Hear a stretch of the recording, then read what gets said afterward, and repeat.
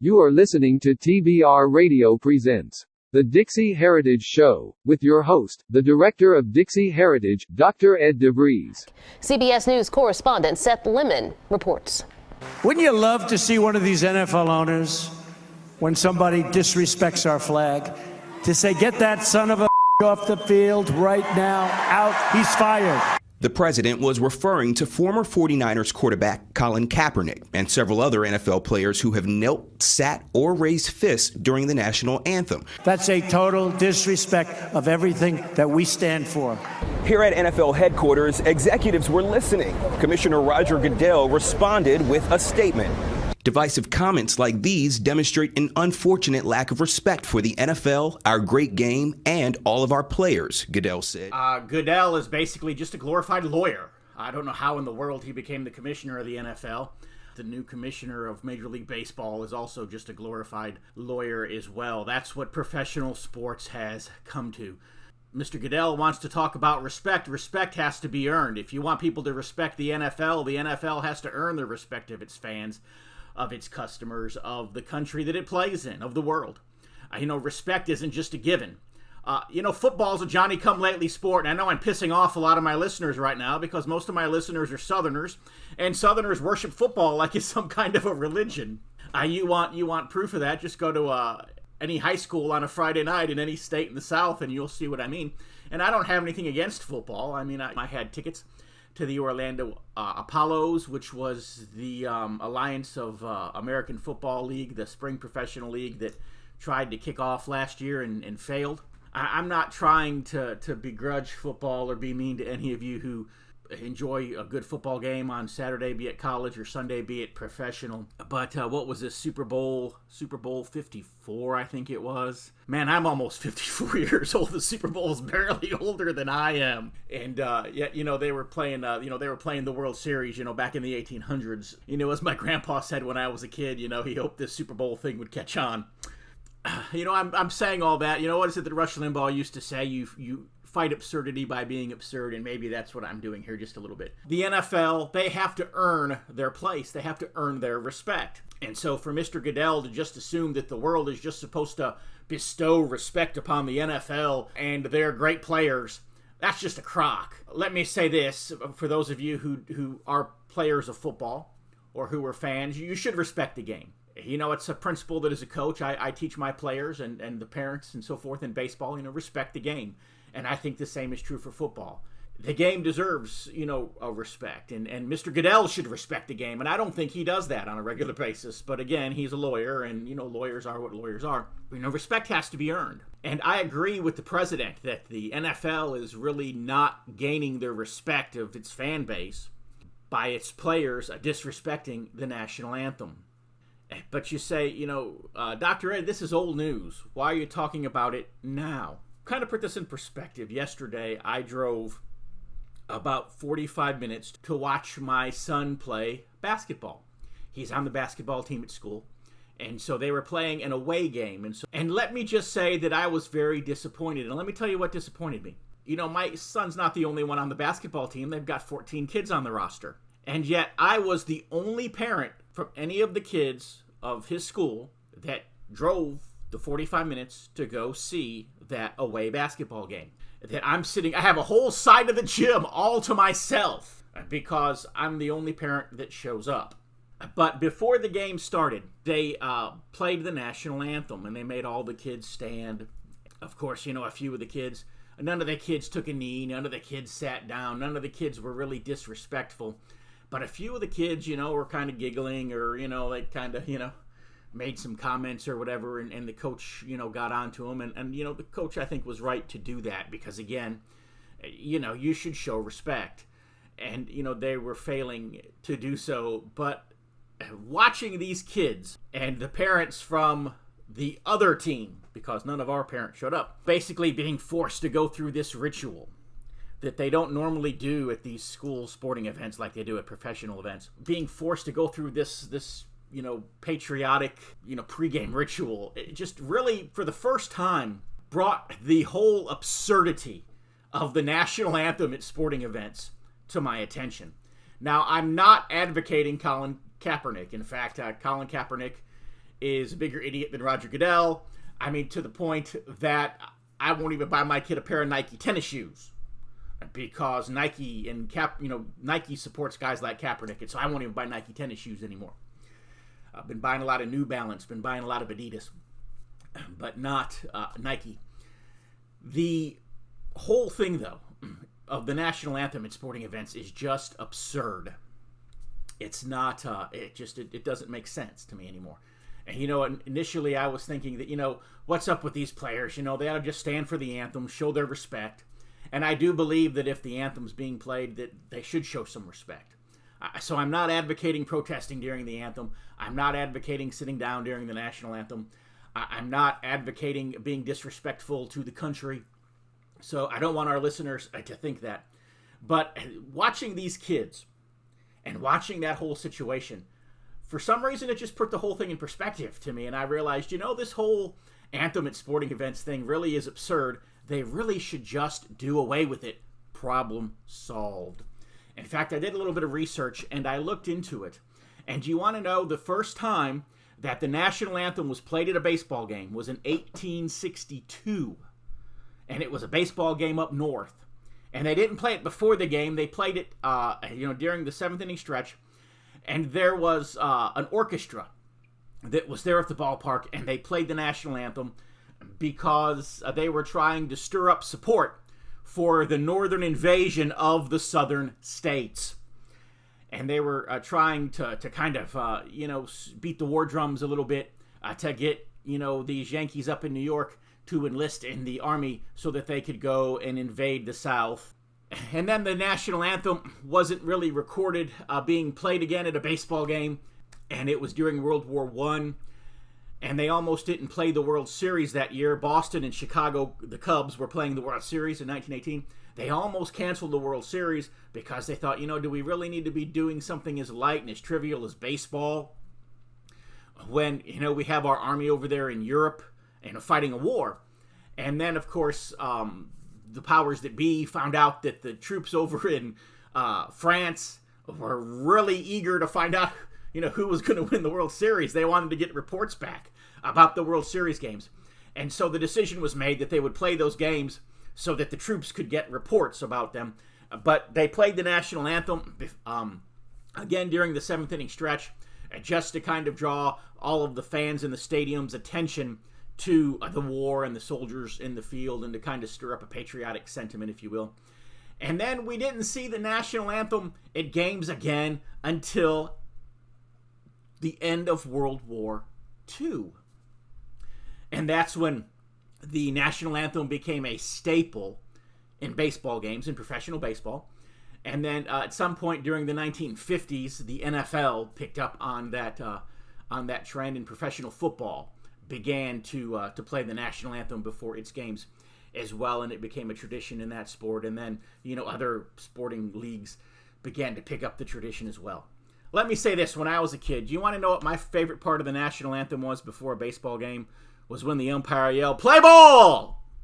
The whole problem with this national anthem thing is, why are we forcing people to display patriotic sentiment if they do not have it just to play in a sporting event? I was thinking as these kids were kind of giggling and doing their things, I was thinking to myself, and then the coach got onto him, I was thinking to myself, are we in North Korea? In North Korea, they have to show their obedience and their allegiance to the glorious leader. And as they show their obedience to the glorious leader, they are rewarded with the privilege of playing in the sporting event. And if they do not show the proper allegiance to the glorious leader, then they will be hauled off to the gulag, never to be seen again. I mean, is this North Korea? Are we going to haul our middle school kids off to the gulag because they giggled during the national anthem? You say, well, that's absurd. Of course we wouldn't do that. Well, then why are we even wasting everybody's time with it to begin with? Why not just play the basketball game? Same thing with the NFL. Why are we forcing these players to demonstrate allegiance? If they don't have allegiance to the government of the United States, that's their business. The truth is, what is a patriot, by the way? I believe it was Thomas Jefferson who defined a patriot as this. He said, a patriot loves his country, but not necessarily its government. And so who's to say that some of these NFL players that are protesting the national anthem, who's to say that they're not very patriotic? Who's to say that their beef's not with the country, it's just with the government? And so they feel like by going through the whole patriotic so-called ritual that they're showing allegiance to a government that they have serious questions about. Let me say this, there are a lot of Southern people and even non-Southern people who are listening to this broadcast right now, and the same thing is true of you. You love your country, but you have serious questions and doubts about its government. And I know a lot of good, solid, patriotic Southern people who do not say the Pledge of Allegiance and who will not put their hand on their heart during the national anthem. Now, most of them, when the anthem is played, they will stand. They will not be totally disrespectful and just sit down. They will stand up, but, they don't do the whole hand on the heart thing. They don't sing the words. You say, well, why not? Because they have a hard time being loyal and patriotic to a government that has long ago abandoned the principles upon which it was founded. You say, well, Colin Kaepernick cares nothing for the principles upon which our nation was founded, and that may be true. I'm not saying that I agree with the reason for his protest, nor am I saying I agree with him being disrespectful. But what I'm saying is that there are some of us who are patriots. We do question our government for the right reasons. We try to respectfully protest. What does the Constitution give us? It gives us the right to redress our grievances. Do I think that Colin Kaepernick perhaps could have found a better way to redress his grievances? Absolutely. But I was thinking about this whole anthem thing before sporting events, and it's just crazy. But we've got to break for a commercial, and then we'll be right back. Open your web browser and type in www.barnesreview.org and discover the Barnes Review magazine. In the Barnes Review, you will read vignettes of man, from the prehistoric to the very recent, from forgotten races and civilizations to first-person accounts of World War II and the late Cold War. There is no more interesting magazine published today, nor a more significant and important subject than real history. So visit www.barnesreview.org and subscribe to the Barnes Review. You can subscribe to receive the Barnes Review magazine in its print form, or in convenient electronic delivery. Our host has been a subscriber to both formats for years. So visit www.barnesreview.org and subscribe to the Barnes Review. And so we're back. If you can't tell, I'm just doing today's show off the cuff. The whole national anthem thing starts toward the end of World War II at the baseball games. And where did they get the idea from? From the Nazis. You've seen the old movies where everybody has to go, Heil Hitler! Heil Hitler! Heil Hitler! Before they did anything in Germany during World War II, okay? And so that's kind of what they were doing. They were taking that whole German thing and they were transposing it onto the United States, almost making us kind of a cartoonish caricature of Nazi Germany, if you will. And, trying to impose patriotism on people. And it really didn't make sense because, everybody was patriotic back then. I don't know that there were any Colin Kaepernicks in America back then. Maybe there were, but they certainly were not in a position of prominence. But the whole thing would have never happened if we just weren't, showing the anthem, doing the whole, imposed, forced patriotism thing. It's a game. It's about the sport. You want to show respect for the sport. Commissioner Goodell said you need to show respect for the great game of football. You want to show respect for the great game of football? Make your pregame show about the game of football. We don't need to spend, 500,000 U.S. tax dollars so that an Air Force jet can fly over the stadium. Yeah, I'm wound up about this. But anyway, so I'm at my kid's basketball game, and I'm watching this whole thing, and I'm thinking, back in the day in the Soviet Union, they had to show these, you see the footage of the athletes before the sporting event, and they're all in the big stadium, and everybody stands up, and they sing the national anthem of the Soviet Union.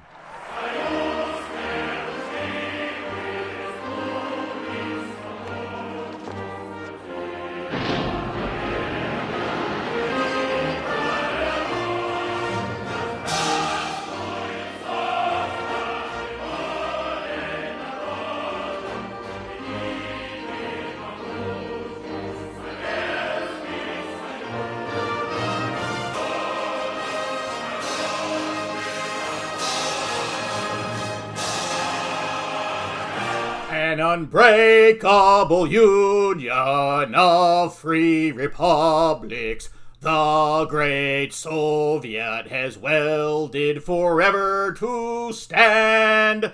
Long live the creation of the will of the people, the united, mighty Soviet Union.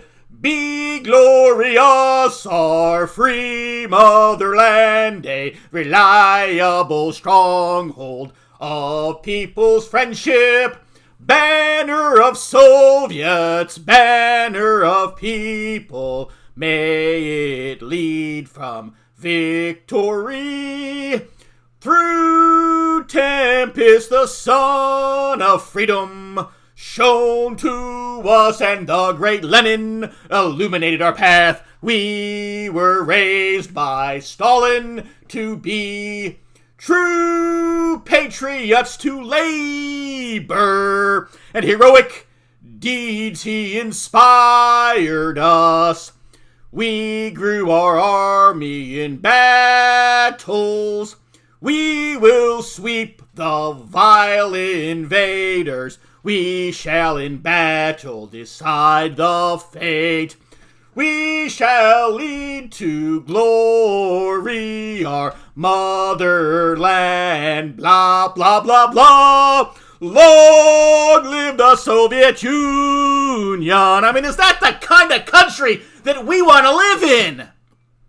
Then why are we imposing these rituals on our people? We're not the Soviet Union.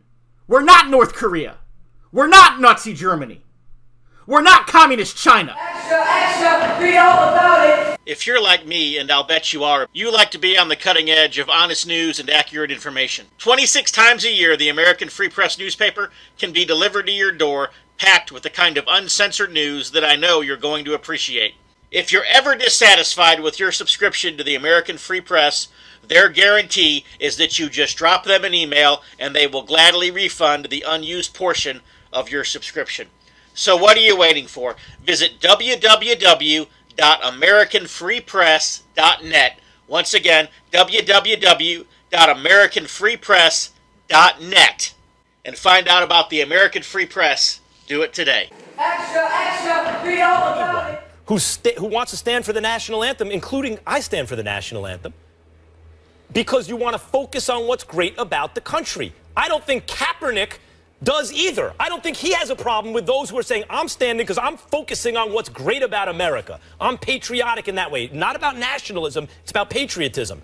Why is it that the other camp is so offended by those who choose to focus on what still needs to be improved rather than what's been done already and what's good? Why is that camp so angry? Because it makes them uncomfortable. Last point. One of my boys sent me this morning. I had Dave Zabino double check this for me because I want to double check these facts, make sure we was on point. Let me read something to y'all real quick. It wasn't until 2009 that until 2009, no NFL players stood for the national anthem because players actually stayed in the locker room as the anthem played. The players were moved to the field during the national anthem because it was seen as a marketing strategy to make the athletes look more patriotic.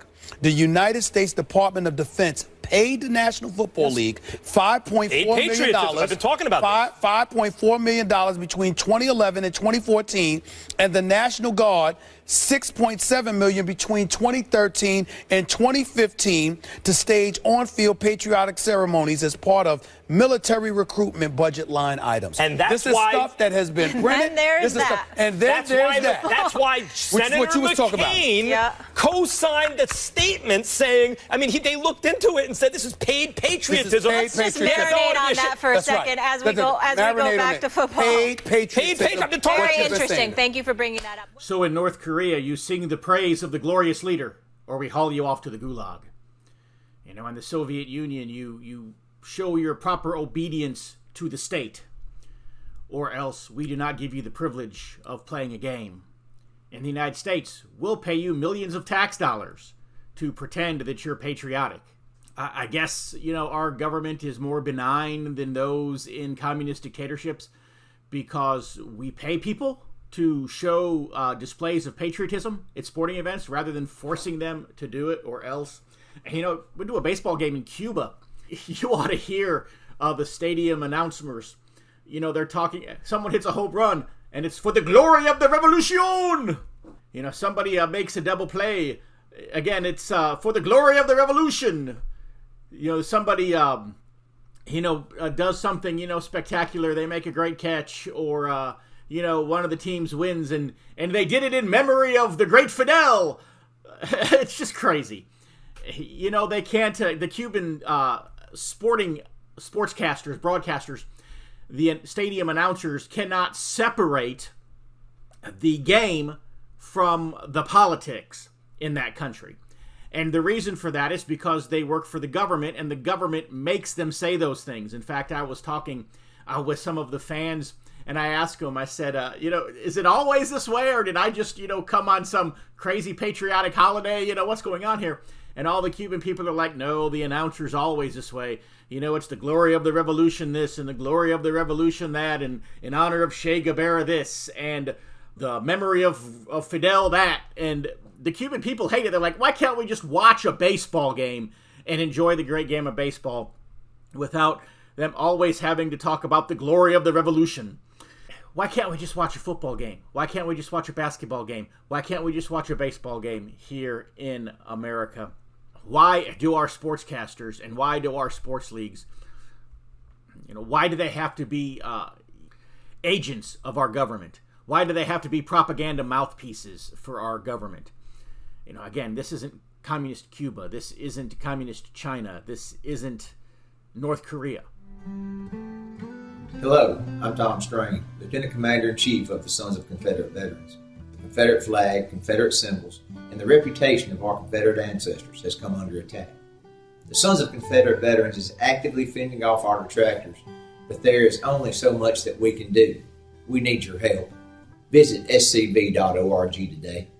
If you don't have a Confederate ancestor and you are tired of American history disappearing, you can assist us by becoming a friend of the SCV. Please visit scvheritagedefense.org and make a donation to the Heritage Defense Fund. We hope that you will join us in the fight to defend the Confederate soldiers' good name. You want to respect the game of football or the game of baseball or the game of basketball or the game of whatever.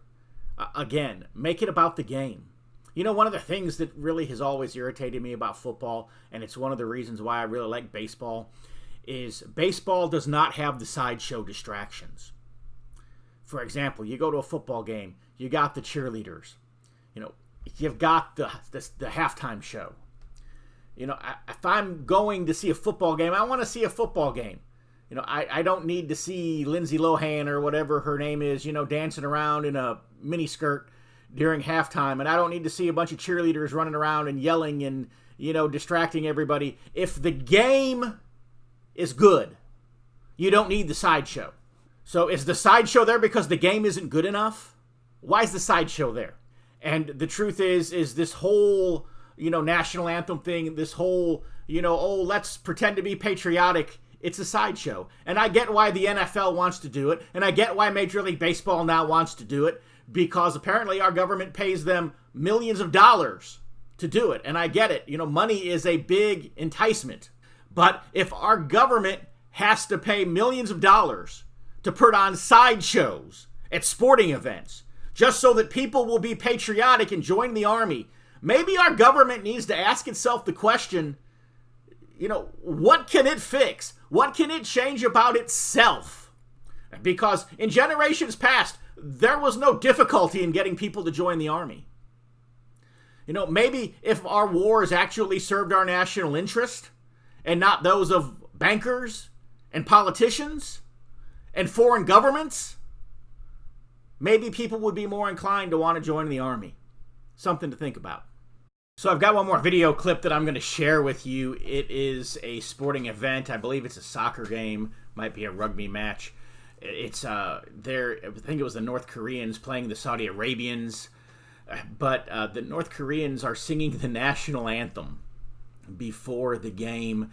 And if you're watching on YouTube, you can see the look on these North Korean people's faces like, do we really have to do this?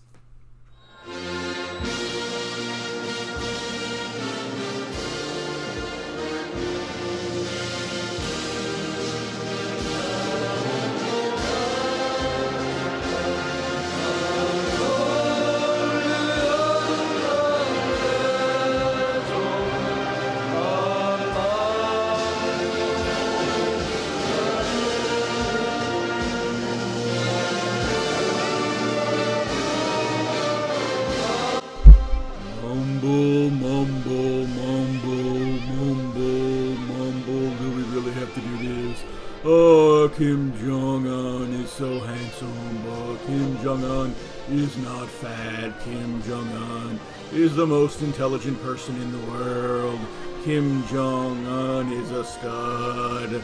Oh, we're so lucky that Kim Jong-un is our glorious leader. Kim Jong-un is our savior who has made North Korea into a heaven on earth. Mumble, mumble, mumble. Do we really have to do this? I love North Korea. North Korea is so awesome.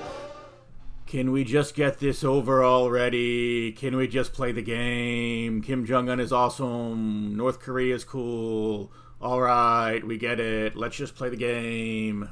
USA, USA, we love America. Make America great again. Trump in 2020. Make America great again. Be all you can be. Join the army. Can we just hurry up and play the game? I mean, that's what our kids are thinking. No doubt that's what those poor North Korean people had to endure that. I mean, did you see the look on their faces, those of you who are YouTube viewers? Just, our kids don't hate America, okay? I mean, there are probably a few kids out there that hate America. But for the most part, our kids don't hate America. The kids at the basketball game yesterday who were giggling and, cutting up during the National Anthem, they don't hate America. Half of those kids are probably going to end up joining the army and dying in some foreign war in the Middle East somewhere. And their death is going to be pointless because it's not going to serve any U.S. national interest. It's not going to make us freer or safer here at home. Just, and right now they just want to play basketball. They just want to play baseball. Why can't we just let them? I can remember some years ago now, we had a controversy and an argument in the Sons of Confederate Veterans. And a lot of the camps would say the Pledge of Allegiance. A lot of them would not. The argument was even, in some cases, do we display the American flag at the Sons of Confederate Veterans meeting, or do we not? And the argument of some is, well, we're a patriotic organization. We should display the flag. The argument of others was, why should we display the flag of those who killed our ancestors? Our ancestors were fighting for freedom from that flag. So why should we display the flag of their enemy? And that was one of the arguments. Of course, the Pledge of Allegiance, indivisible. Why was that word indivisible placed into the Pledge of Allegiance? It was to tell the Southerners, don't ever try to secede ever again. But secession is a constitutional right. Our ancestors were proper and lawful and honorable in trying to exercise it. I very much love my country. I very much respect its founders and the Constitution upon which they founded it. And like my Southern ancestors, I see a government that has abandoned those principles, and I believe that it is my duty as a citizen to redress that grievance and to call my elected officials and the bureaucrats out on their transgressions. And so, patriotism, as I said before, is the love of one's country, but not necessarily its government. So no doubt we have a lot of listeners who you're probably agreeing with me, and you're saying, why do we impose all of this mumbo-jumbo onto something that should be, as simple as a sporting event? Leave the politics and leave the patriotism and leave the sideshow to another circus. Let's play our game. Anyways, I'm out of time, so I will see you next week. Until then, God bless.